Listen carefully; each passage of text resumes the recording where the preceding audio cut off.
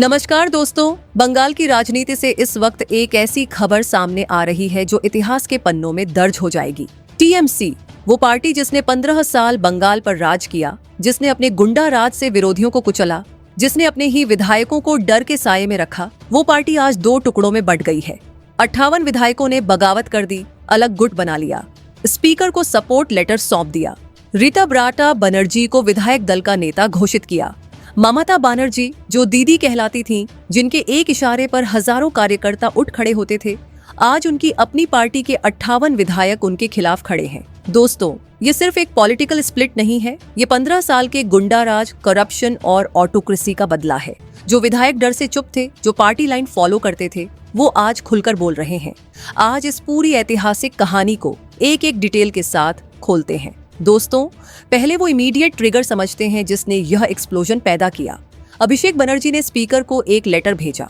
उस लेटर में शोभन देव चट्टोपाध्याय को टीएमसी का नेता विपक्ष बनाने का प्रपोजल था, लेकिन उस लेटर में 2 विधायकों के सिग्नेचर्स थे, संदीपान साहा और रीता ब्राटा बनर्जी के। इन दोनों ने कहा, हमारे सिग्नेचर्स फॉर्ज्ड हैं, हमने साइन नहीं किया।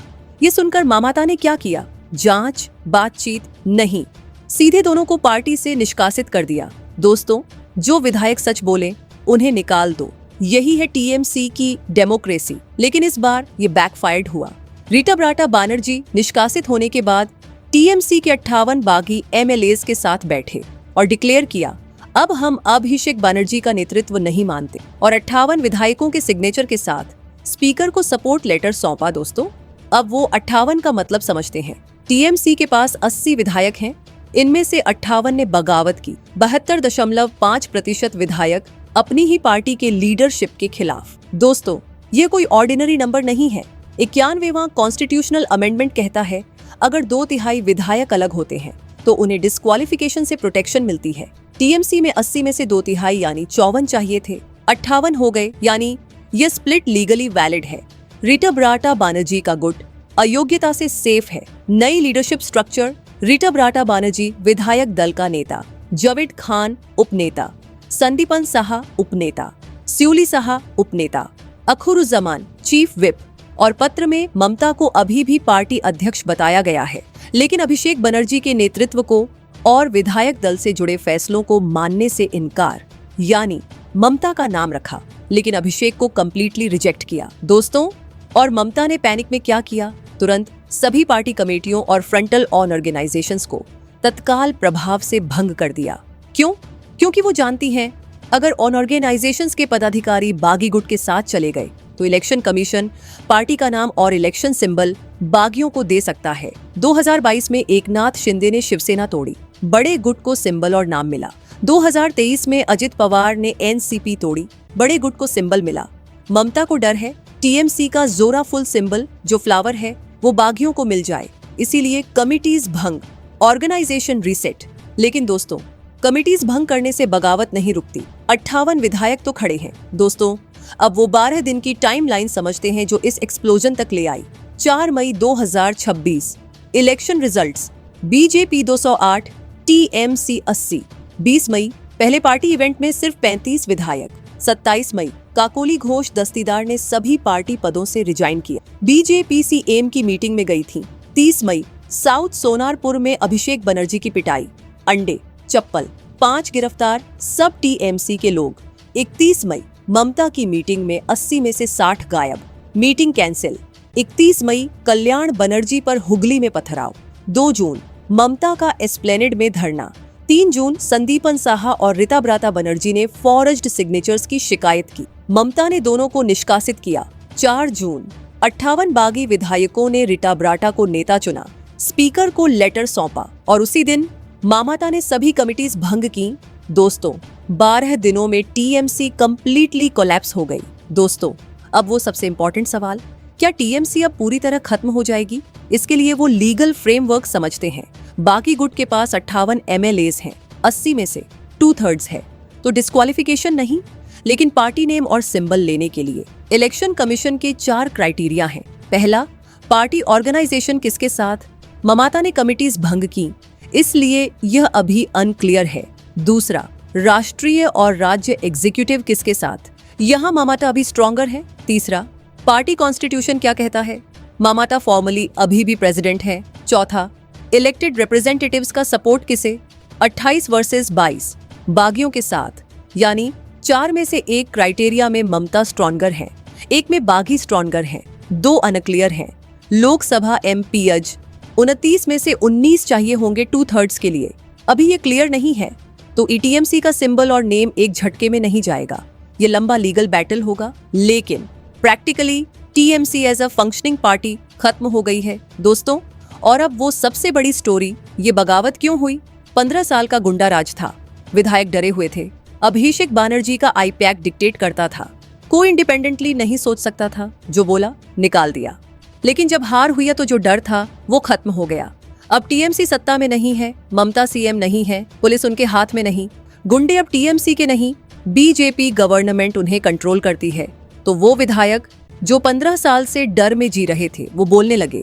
और जब अभिषेक ने फॉरेस्ट सिग्नेचर्स का गेम खेला तो वो रुक नहीं सके। ये 15 साल के सप्रेशन का एक्सप्लोजन है दोस्तों, और पार्षदों का वो मास एक्सोडस जो इससे पहले ही शुरू हो चुका था। भटपरा 35 में से 30, हलीशहार 23 में से 16, उत्तर बारकपुर जारी, गरुलिया जारी, डायमंड हार्बर अभिषेक का गढ़ यहाँ भी, कोलकाता म्यूनिसिपल कॉरपोरेशन बेताब, ग्रास रूट से लेकर विधायक दल तक टीएमसी का पूरा स्ट्रक्चर बिखर रहा है दोस्तों।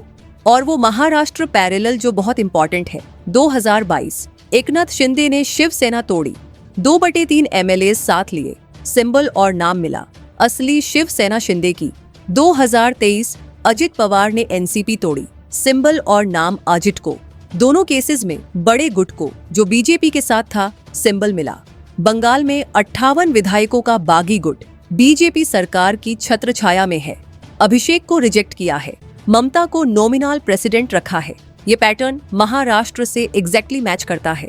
आने वाले महीनों में इलेक्शन कमीशन से सिंबल और नाम का डिस्प्यूट होगा, और हिस्टोरिकली जो गुट न्यूमेरिकली बड़ा होता है और जो इलेक्टेड रिप्रेजेंटेटिव्स का सपोर्ट रखता है उसे मिलता है। 58 वर्सेस 22 बागी न्यूमेरिकली बड़े हैं दोस्तों। और अभिषेक बनर्जी का वो पतन जो सबसे ड्रामेटिक है, जो अभिषेक कहते थे डीजे बजाकर बीजेपी के कानों के पर्दे फाड़ दूंगा। जो डायमंड हार्बर से लड़ते थे वहां बीजेपी ने रिकॉर्ड मार्जिन से जीता। सीआईडी का नोटिस आया, तबीयत खराब, फॉर्ज्ड सिग्नेचर्स का स्कैंडल, और अब 58 विधायकों ने उनका नेतृत्व रिजेक्ट कर दिया। 15 साल में टीएमसी ने जो युवा नेता बिल्ड किया वो अपनी ही पार्टी के विधायकों के लिए अस्वीकार्य हो गया। यही है पॉलिटिकल कर्मा दोस्तों।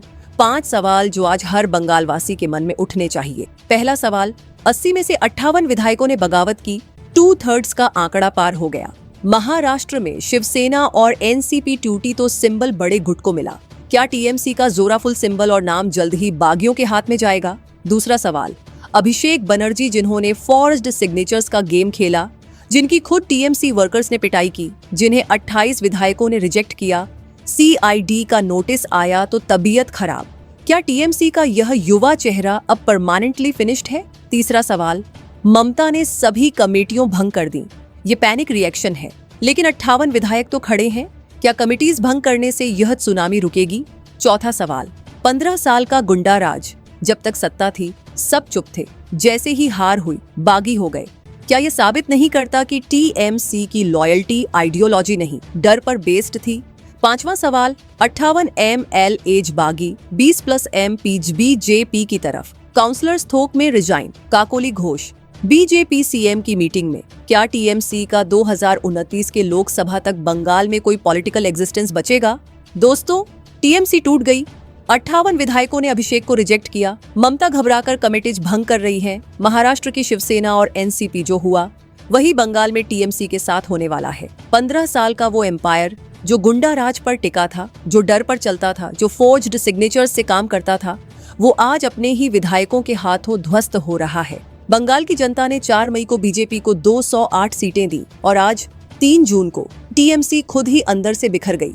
ये नया बंगाल है, ये फ्री बंगाल है, ये वो बंगाल है जो डर के बिना सच बोल रहा है।